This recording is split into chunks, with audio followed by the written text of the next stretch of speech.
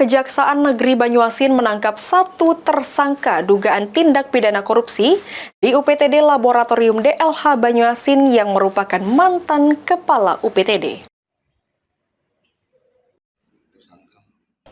Kejaksaan Negeri Banyuasin berhasil menangkap tersangka korupsi terkait pungutan liar yang dilakukan oleh mantan Kepala Laboratorium DLH Banyuasin.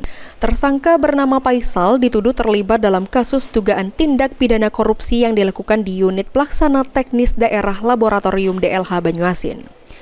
Penetapan tersangka ini merupakan hasil dari penyelidikan penyidik Kejari Banyuasin dan mendalami kasus uji sampel laboratorium yang berlangsung di DLH Banyuasin selama beberapa bulan terakhir.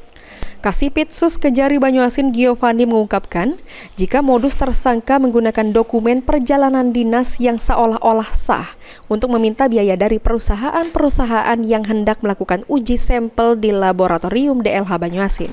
Korupsi, pemungutan biaya, pengambilan uji sampel laboratorium di UPTD, laboratorium lingkungan pada Dinas Lingkungan Hidup Kabupaten Banyuasin, bahwa untuk mengambil sampel limbah tersebut, pihak UPTD Laboratorium Dinas Lingkungan Hidup Kabupaten Banyuasin meminta sejumlah dana kepada perusahaan yang mana dana tersebut diminta dengan modus operandinya surat biaya perjalanan dinas, sehingga seolah-olah permintaan dana tersebut adalah sah sesuai dengan standar biaya umum Kabupaten Banyuasin.